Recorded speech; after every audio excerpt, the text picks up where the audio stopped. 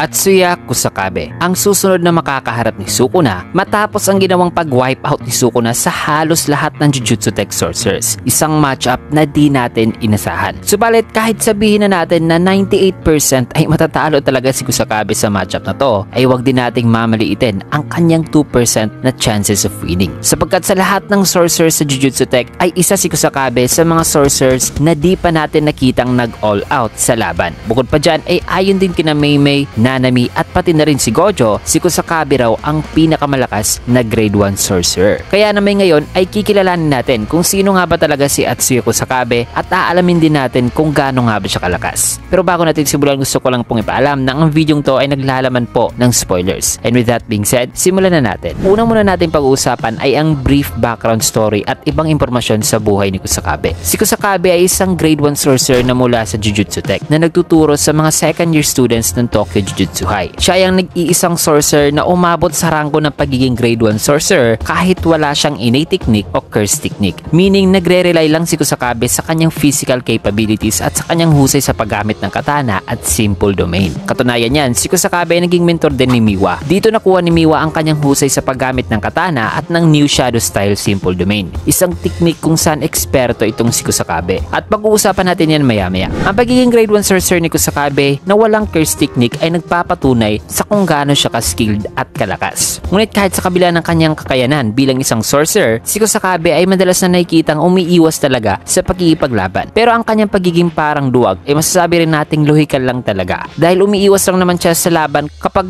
may nakikita siyang isang kalaban na obviously mas malakas pa talaga sa kanya. Kasi capable din naman si Kusakabe sa pagiging matapang to the point na willing niyang isakripisyo ang kanyang sarili para sa kanyang kasamahan. Pero yun nga lang mga kaibigan, ang kanya talagang cause of stress ay ang mga misyon na ibinibigay sa kanya. At some point si Kusakabe ay nagkaroon din ng malaking utang na loob kay Principal Yaga at nangyari ito nung humingi ng pabor si Kusakabe kay Principal Yaga na isang pabor na ayaw sanang gawin ni Yaga. Dahil matapos ang pagkamatay ng anak ng kapatid ni Kusakabe ay dumaan sa matinding depresyon ang kanyang kapatid dahilan na hiniling ni Kusakabe kay Yaga na ilipat ang soul ng kanyang pamangkin sa isang curse corpse. Ginawa ito ni Yaga at ibinigay ang curse corpse sa kapatid ni Kusakabe. Bagay na ipinapasalamat ni Kusakabe ng husto. Kaya matapos ang mga nangyari sa Shibuya incident nung hinuli si Panda at kinulong ng mga higher ups upang gawing pain kay Principal Yaga, ay dito tinulungan ni Kusakabe si Panda at pinakawalan ito sapagkat ayon sa kanya ay malaki raw ang kanyang utang na loob kay Yaga. Later on sa manga ay nakita rin natin si Kusakabe na tumulong din kina Yuji sa kanilang pag-iensayo at pagpaplano sa pag-rescue kay Megumi at pagtapos kina Sukuna at Kenjaku.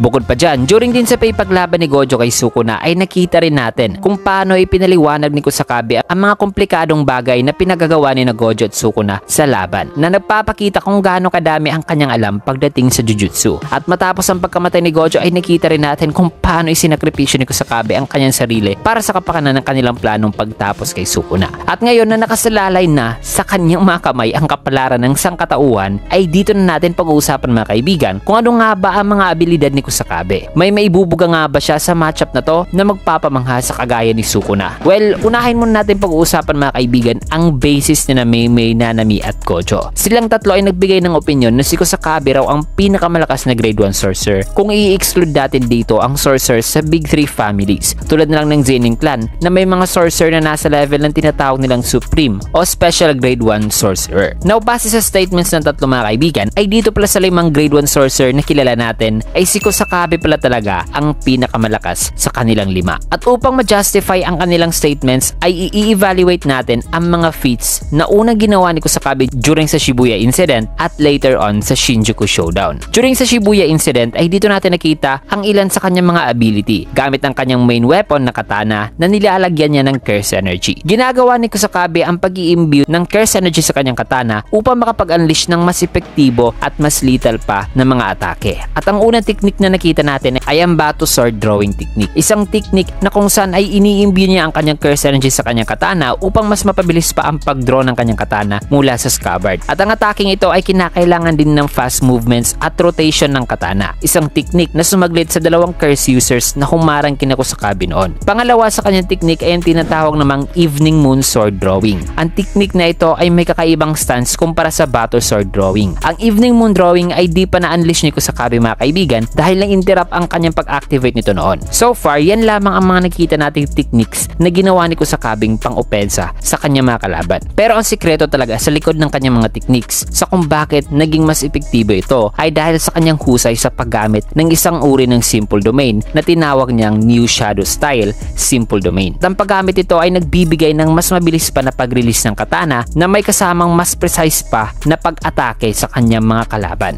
Nakita natin itong dinemonstrate ni Kazumi Miwa na kung saan ay bumuo siya ng isang simple domain na may 2.21 meter radius na ang sino mang papasok sa area na nasasakupan ay mai-intercept ng kanyang bato sword drawing technique. Pero kinakailangan lang ng user na manatili sa kanyang kinatatayuan upang i-maintain ang activation. At ang technique na ito ay may advanced version pa na makikita lamang natin kay Kusakabe. Ang New Shadow Style Simple Domain ay di lang din nagagamit bilang pang-atake, nagagamit din ito bilang isang napaka-epektibong pandepensa. Gamit ang New Shadow Style Simple Domain ay nagawa nga ni Kusakabeng matangke ang Maximum Uzumaki ni Kenjaku pati na ang sandamakmak na dismantle ni Sukuna. Ang paggamit ni Kusakabe ng New Shadow Style Simple Domain ay nagpapatunay mga kaibigan sa kanyang pambihirang skill sa paggamit ng Simple Domain upang mag-confiscate sa kanyang pagkakaroon ng walang innate curse technique, making Kusakabe the only sorcerer with no curse technique na naging grade 1 sorcerer. Pero despite sa mga nabanggit natin, ay klarong-klaro din mga kaibigan na ang abilities ni Kusakabe ay masasabi nating average lang kung itatapat sa kagaya ni Sukuna. Kaya paano ba makakapag-deal ng sapat na damage si Kusakabe na bibigla sa King of Curses? Well, ang nakikita kong sagot ay ang kanyang husay sa paggamit ng New Shadow Style Simple Domain. Ang Simple Domain ay sapat na kasi noon na magbigay kay Gojo ng time na manalify ang sure hit effects ng Malevolent Shrine. Meaning bilang isang pandepensa, I'm sure na kaya ring itangkin ni Kusakabe ang ilang slashing attacks ni Sukuna. Also pagdating sa opensa ay lethal din ang sword drawing techniques ni Kusakabe sapagkat sinasabayan niya kasi ito ng kanyang New Shadow Style na nagpapa-enhance pa sa kanyang mga atake. Kasi kahit ang Simple Domain ay masabi nating simple lamang, pero kung gagamitin ito ng isang sorcerer na eksperto sa paggamit nito, ay masabi rin natin na this technique could be a game changer. Sigurado rin ako na may marami pang mga bagay na gagawin si Kusakabe bilang pang-opensa sa King of Curses, considering na marami ring alam si Kusakabe pagdating sa Jujutsu. Isa sa kanya maaaring posibleng gagawin ay ang paggamit ng Binding Vows, na maaaring gagamit siya ng Binding Vow as a trade-off upang mapa-enhance pa niya ang kanyang mga atake at even ang kanyang durability. Which also means na baka may Binding Vow siyang gagamitin kung saan ay susugal niya ang kanyang buhay. Pagdating naman sa speed ay although mas lamang pa rin si Sukuna, ay sigurado naman ako na may gagawin din dito si Kusakabe upang di siya masaglit ni Sukuna. Overall, in reality ay kahit sa anggulo pa yan ay talo talaga si Kusakabe. Pero ang mas nakaka-excite talaga dito ay di pa talaga natin nakita ang full potential ni Kusakabe at isipin nyo na mas malakas pa si Kusakabe kina Nanami, Meimei, Yaga, pati na kay Aoi Todo. So sigurado ako na sa mga statements na to na tila ba'y ginawang Gojo Satoru ng grade 1 sorcerers itong si Kusakabe ay sapat na upang hindi talaga i-underestimate itong si Kusakabe. Kasi some good fights happens unexpectedly, diba? So yan mga kaibigan, we'll just see na lang sa susunod na chapter kung anong klase nga ba ng laban na may bibigay ni Kusakabe. At yan ang background story at abilities ni Kusakabe. At sa susunod nating video ay pag-uusapan naman natin ang lahat ng miyembro ng Zenin Clan. So stay tuned lamang mga kaibigan.